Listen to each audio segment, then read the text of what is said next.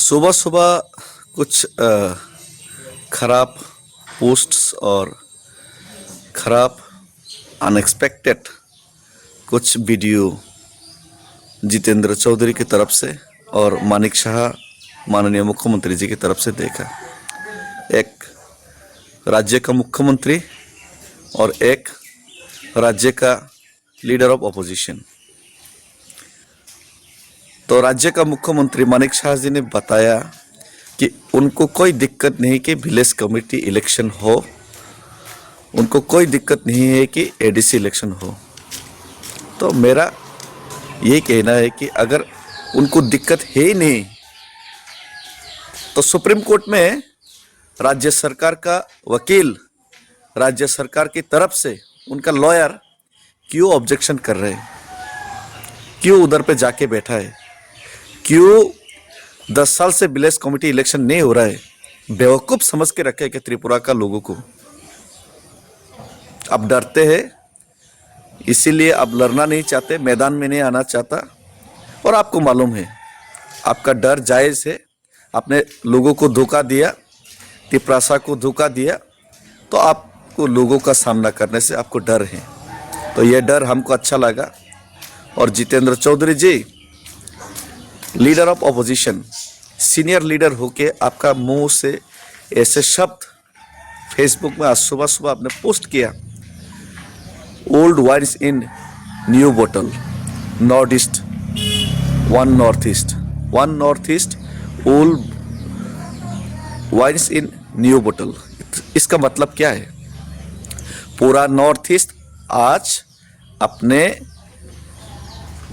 खिलाफ हो रहे अन्याय के और हो रहे भेदभाव के खिलाफ एक मंच पर आने के लिए तैयार है।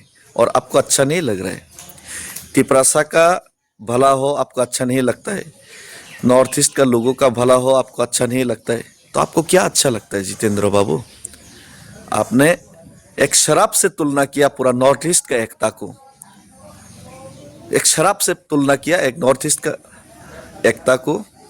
तो ये आपका तरह एक सीनियर लीडर से ये हमको एक्सपेक्ट नहीं था और बहुत ही शर्मनाक चीज़ है। और इसका मैं धिक्कार जनाता हूँ, इसका मैं विरोध करता हूँ।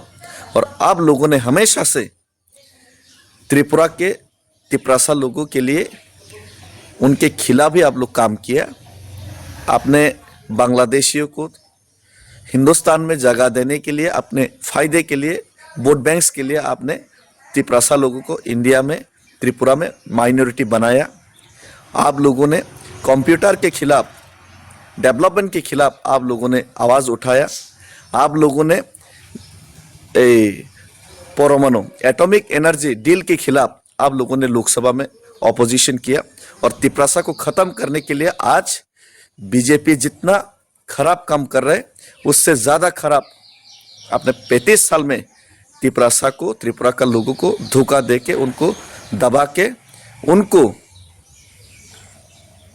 ऐसा एक माहौल क्रिएट करके आप लोगों ने उनको उनका हक से दूर रखा।